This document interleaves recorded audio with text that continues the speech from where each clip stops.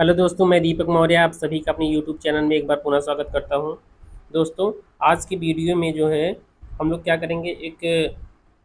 Class 10th के 5वें chapter का स्टडी करेंगे जिसका नाम है ग्लिम्पसेस ऑफ इंडिया, भारत की झलक।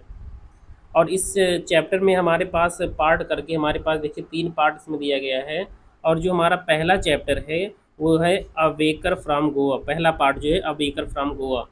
जो हमारा रिटन किया गया लोसियो रोड्रिक्स के द्वारा, इनके द्वारा रिटन किया गया है। और दूसरा हमारा पार्ट है कुर्ग। यह जो चैप्टर है या जो पार्ट हमारा लोकेश अग्रवाल के द्वारा क्या किया गया, रिटन किया गया। और जो थर्ड और हमारा लास्ट जो हमारा पास पार्ट है टी फ्रॉम असम, ये आरूप कुमार दत्त के द्वारा क्या किया गया है, रिटन किया गया है। तो इस वीडियो में हम लोग क्या करेंगे, जो हमारा पहला पार्ट है अ बेकर फ्रॉम गोवा, हम लोग इसी का स्टडी करेंगे। और यह जो रिटन किया गया, लिखा गया है कि लोसियो रोड्रिक्स के द्वारा क्या किया गया, रिटन किया गया है। तो चलिए हम लोग क्या करते हैं, इसके पहले पार्ट का स्टडी करते हैं। देख रहे हैं, a baker from Goa, Goa के बेकर्स। अब यहाँ से देखिए, कह रहा है कि this is a pen portrait of a traditional Goan village baker who still has an important place in his society. कह रहा है कि यह जो है पेन पोर्ट्रेट मतलब चित्रण होता है ट्रेडिशनल पारंपरिक गोवान बेकर, गोवा के गांव के एक बेकर का। मतलब कह रहा है कि यह जो है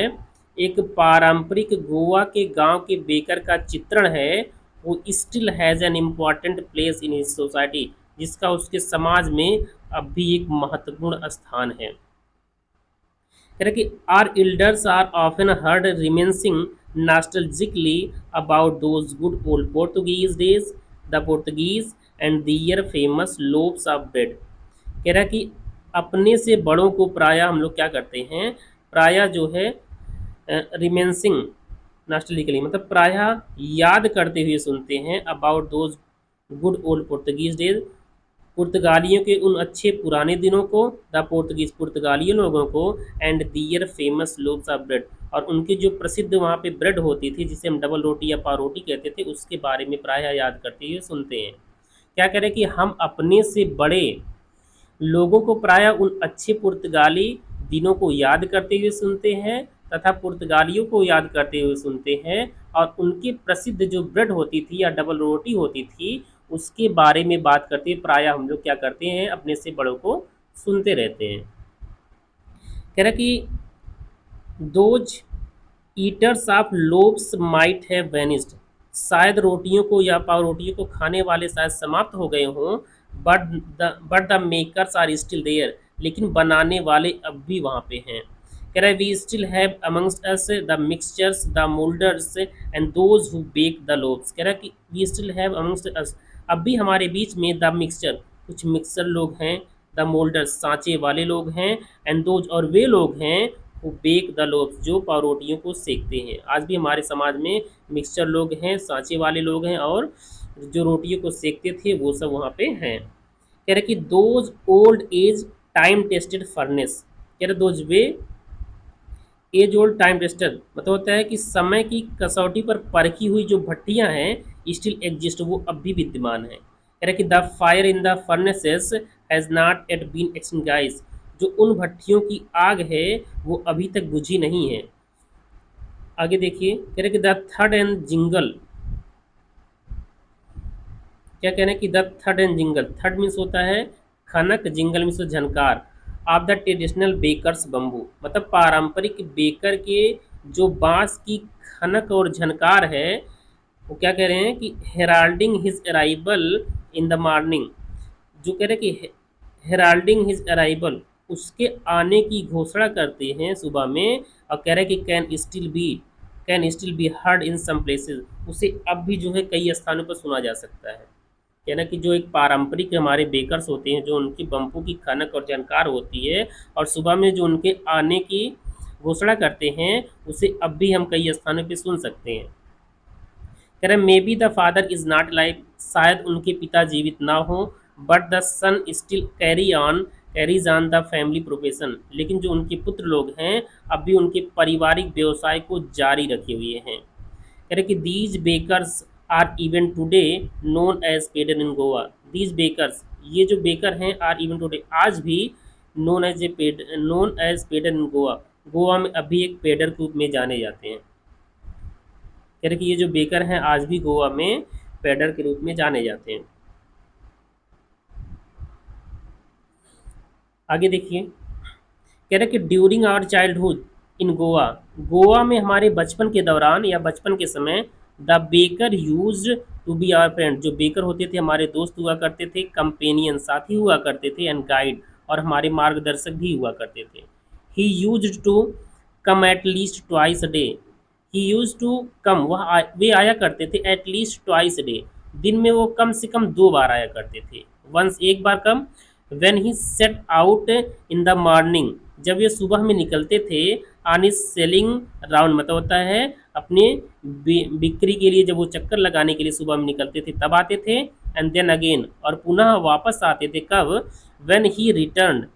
जब वे वापस आते थे, after emptying his huge basket, अपनी जो एक भारी या विशाल जो है बास्केट मतलब टोकरी को खाली करके जब वे पुनः वापस आते थे। कहने के मतलब क्या करते थे, सुबह में वो क्या करते थे, ब्रेड को लेकर जाते थे अपनी एक टोकरी में भर करके, अपनी एक टोकरी में भर करके ब्रेड को लेकर जाते थे, कई प्रकार के ब्रेड वहाँ पे रख के लेकर जाते थे, और जब सुबह में आते थे फिर उसके बाद उधर से जाते थे, जब वहाँ जब ये बास्केट उनकी खाली हो जाती थी फिर क्या करते थे, वापस पुनः वो आते थे, तो कम से कम वो क्या करते थे, 2 बार आते थे। आगे देखिए, कह रहे कि the jingling third of his bamboo woke us up from sleep and we ran to meet and greet him, कह रहे the jingling third of his bamboo,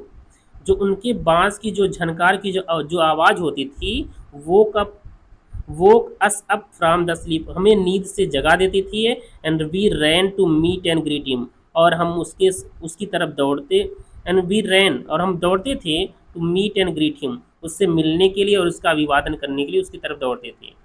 कहते वाई वाज इट सो, ऐसा क्यों था, मतलब हम लोग ऐसा क्यों करते थे कि सुबह मतलब जैसे उनकी आवाज़ सुनती थी हम लोग जगते थे और दौड़ के उसके पास जाते थे। कहते was it for the love of the loaf, क्या यह जो पावरोटी के लिए मेरा प्रेम था, नॉट एट ऑल, बिल्कुल नहीं, मतलब पावरोटी के लिए हमारा ये प्रेम नहीं था। कह रहे कि द लोब्स वर बाट बाई सम पास्किन आर बास्टाइन, कि कह रहे कि द लोब्स जो रोटियां या पावरोटियां होती थी, वर बाट वो खरीदी जाती थी, बाई सम पास्किन आर बास्टाइन, मतलब पास्किन के द्वारा या बास्टाइन के द्वारा, the maid servant of the house, जो घर की नौकरानियां होती थी, मतलब कह रहे कि जो पावरोटियां होती थी वो घर की नौकरानियों के द्वारा किसी पास्किन या किसी बास्टाइन के द्वारा जो इसे खरीदी जाती थी। कह रहे वाट वी लॉन्ग्ड फॉर, जिसके लिए हम लोग लालायित होते थे, बहुत ज़्यादा चाहते थे, वर दोज ब्रेड बैंगल्स, वे जो है ब्रेड बैंगल्स थे, वे मतलब होता है पावरोटी के छल्ले थे, विच वी चूज केयरफुली, जिसे हम बहुत ही सावधानी पूर्वक क्या करते थे, चुनते थे। कहने का मतलब जब हम लोग छोटे थे, हम लोग जब छोटे रहते हैं तो जो ब्रेड वहाँ पे जो लेकर आते थे बेकर्स वाले,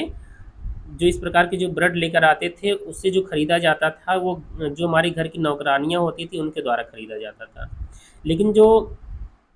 ये पूरी तरह से इस प्रकार से जो रहते थे, ठीक। और कह रहे हैं कि जो यहाँ पे लेखक जो कह रहे हैं कि जब ये इसके लिए नहीं दौड़ के जाते थे हम लोग, बल्कि एक विशेष प्रकार की वहाँ पे बनी रहती थी, क्या, जो ब्रेड रहती थी छल्ले की नुमा रहती थी, उसके लिए हम लोग जाते थे और बहुत ध्यान से हम लोग सेलेक्ट करते थे कि कौन बड़ा है कौन छोटा, जैसे हम लोग जब छोटे रहते हैं छोटा देखते हैं, बड़ा देखते हैं, मोटा देखते हैं, तो उसी प्रकार से क्या करें, उसी के बारे में बात कर रहे हैं। आगे देखिए, कह रहे हैं कि जिसे हम सावधानी पूर्वक क्या करते थे, चुनते थे जब हम लोग छोटे रहते थे। तो अब यहाँ देखिए, कह रहे हैं कि some time it was sweet bread of special make,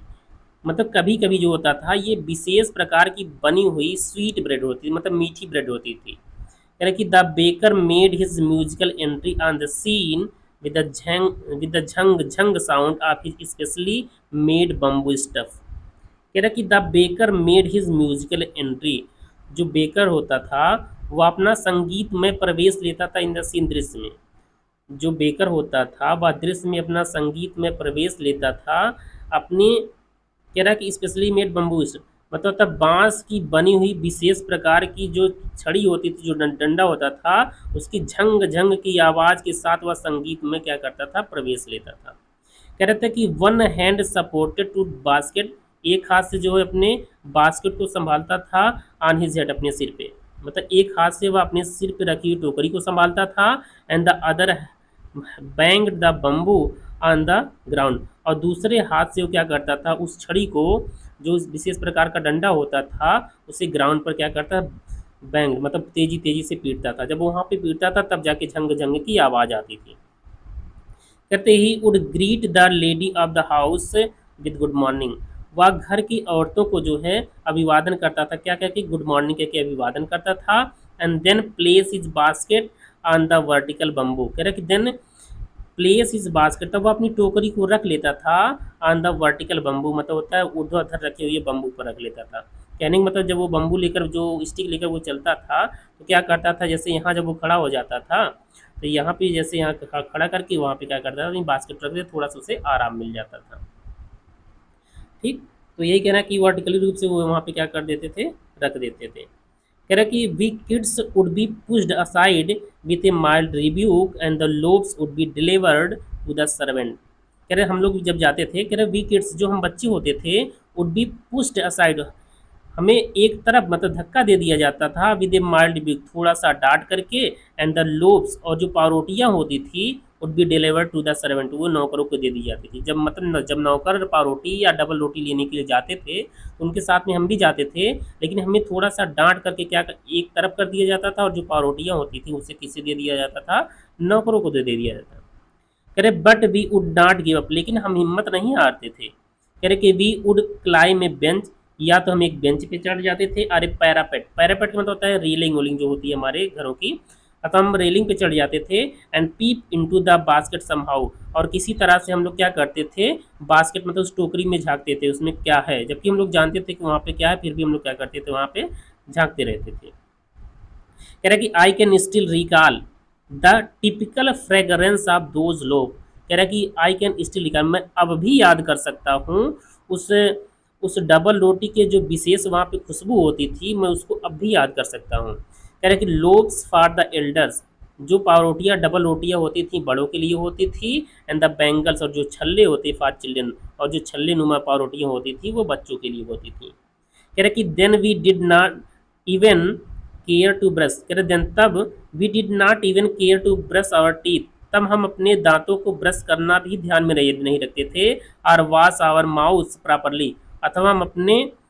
अपने फेस को, अपने मुंह को जो है अच्छे से धोना भी याद नहीं रखते थे। एंड वाई शुड वी, और हम रखते भी क्यों, कह रहे कि who would take the trouble of plucking the mango leaf for the toothbrush, कह रहे कि who would take the trouble of plucking the mango leaf, कौन जो है मैंगो लीफ मतलब होता है आम की पत्तियों को तोड़ने का कष्ट करता टूथब्रश के लिए। अब जे वहाँ पे देखिए किस प्रकार से किया जाता था टूथब्रश, ये तो नहीं पता, लेकिन वहाँ पता चल रहा है कि जो मैंगो लीफ थी उसी से क्या करते थे, उसे टूथब्रश करते थे।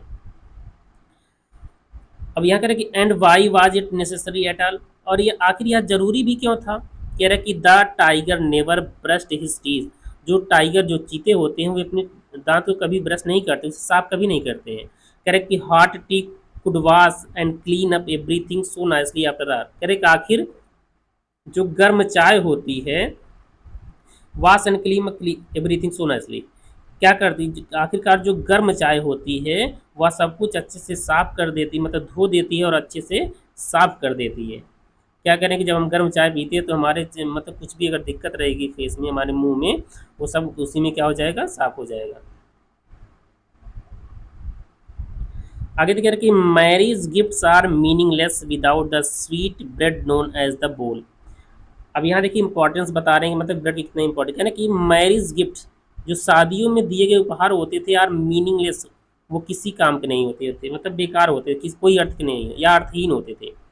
जो मतलब शादियों में दिए गए जो उपहार होते थे वो अर्थहीन होते थे, विदाउट द स्वीट ब्रेड, बिना उस मीठी ब्रेड के, नोन एज द बोल, जिसे बोल के रूप में जाना जाता था। मतलब अगर शादियों में कितना भी कोई गिफ्ट दे दे और बोल नामक यदि जो वहाँ पे पावरोटी ना दे, जो स्वीट ब्रेड होती थी उसे ना दे, तो सब बेकार कहा जाता था। करेक्ट, जस्ट ठीक इसी प्रकार से a party or a feast, एक जो पार्टी होती है अथवा एक जो दावत होती है, losses it's charm without bread, वह जो है बिना ब्रेड के, बिना पावरोटी के जो है, वो बिना पावरोटी क्या करती है, अपने चार्म को खो देती, मतलब अपने आकर्षण को क्या कर देती, खो देती है। कह रहे कि not enough can be said to show how important a baker can be for a village. कह रहे कि not enough can be said मतलब पर्याप्त कहा ही नहीं जा सकता टू शो यह दिखाने के लिए, यह दिखाने के लिए पर्याप्त कोई कह ही नहीं सकता है कि how important a baker can B, कि कितना महत्वपूर्ण एक बेकर हो सकता है फॉर ए विलेज एक गांव के लिए। मतलब एक गांव के लिए एक बेकर कितना महत्वपूर्ण हो सकता है इसके बारे में कहा ही नहीं जा सकता है।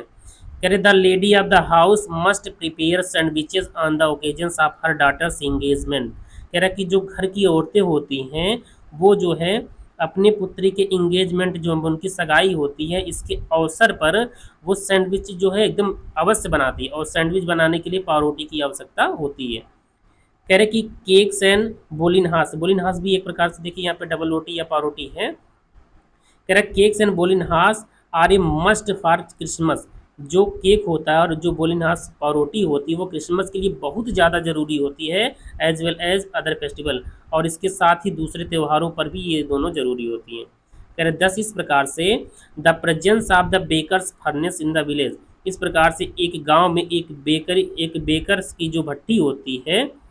वो जो उसकी उपस्थिति है इज एब्सोल्युटली इसेंशियल, वह बहुत ज़्यादा आवश्यक होती है। मतलब इसीलिए कह रहे हैं इस प्रकार से the presence of the baker's furnace, इसी प्रकार से कि गांव में कह रहे कि गांव में एक बेकर की जो भट्टी की जो उपस्थिति है एब्सोल्युटली इसेंशियल, वह बहुत ज़्यादा जरूरी है। आगे देखिए कह रहे हैं कि द बेकर, कह रहे कि the baker or bread seller of those days had a peculiar dress known as the kabai. कह रहे कि the baker or bread seller, जो बेकर होते थे अथवा जो ब्रेड को बेचने वाले होते थे आप दो उन दिनों में जो ब्रेड को बेचने वाले होते थे हैड ए पेकुलर ड्रेस, उनका एक विशेष ड्रेस होता था, कपड़ा होता था नोन एज द कबाई, जिसे कबाई के रूप में जाना जाता था। मतलब वो एक विशेष प्रकार का ड्रेस पहनते थे जिसे कबाई कहा जाता था। कह रहा तो कैसा होता था, कह रहा it was a single piece long frock reaching down to the knees, मतलब यह केवल एक ही प्रकार का कपड़ा, मतलब एक ही प्रकार का एक लंबा फ्रॉक होता था जो उनके जो है घुटनों तक पहुंचता था, मतलब ऊपर से लेके घुटनों तक पहुंचता था, केवल एक ही कपड़ा होता था। कह रहे थे कि इन आवर चाइल्डहुड, हमारे बचपन में, अब देखिए ये कब की बात कर रहे हैं, जब उनके जो बड़े लोग हैं जब उनकी बातें करते तब वो बताते थे। अब ये जो लेखक हैं वो अपने समय की बात बता रहे हैं। कह रहे कि इन आवर चाइल्डहुड, हमारे बचपन में we saw bakers wearing a shirt and trousers which were shorter than full length ones and longer than half pants। क्या कह रहे कि इन आवर चाइल्ड, हमारे बचपन में वी saw बेकर्स, हम बेकर्स लोगों को देखते थे wearing A shirt and A trouser, एक शर्ट और एक ट्राउजर्स पहने हुए, और ट्राउजर कैसा होता था कि which were shorter than full length one, जो हमारा पूरा फुल पैंट होता है उससे थोड़ा सा छोटा होता था, and longer than half pant, और जो हमारा हाफ पैंट होता है उससे थोड़ा सा क्या होता था, बड़ा होता था। इवन टुडे, आज भी, any one who wears a half pants, आज भी कोई व्यक्ति जो हाफ पैंट पहनता है, और कैसा half pant, which reaches just below the knees, जो ठीक उनके घुटने के नीचे तक जाता है, इनवाइट द कमेंट, वह टिप्पणी करने को आमंत्रित करता है, मतलब उसके ऊपर टिप्पणी की जाती है दैट की he is dressed like a pader, कि उसने जो कपड़े पहने हैं वो एक पैडर की तरह पहने हैं। आगे देखिए कह रहे कि the baker usually collected his bills at the end of the month, जो बेकर होते थे प्रायः जो अपने बिल को वो at the end of the month, वो महीने के अंत में क्या करते थे, एकत्रित करते थे, देखते थे। कह रहे कि monthly accounts used to be recorded on some wall in pencil, जो मंथली का जो हमारा, कह रहे कि जो उसमें जो मंथली जो उनका मासिक जो विवरण होता था वो पेंसिल के द्वारा जो है किसी दीवार पे लिख दिया जाता था। कह रहे कि बेकिंग वाज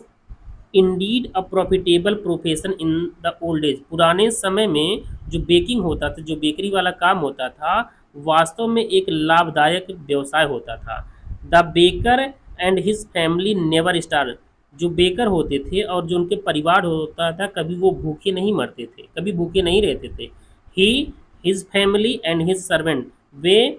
उनके परिवार वाले और जो उनके नौकर होते थे always looked happy and prosperous, वे हमेशा खुश दिखाई देते थे और समृद्धशाली दिखाई देते थे। कह रहे कि दियर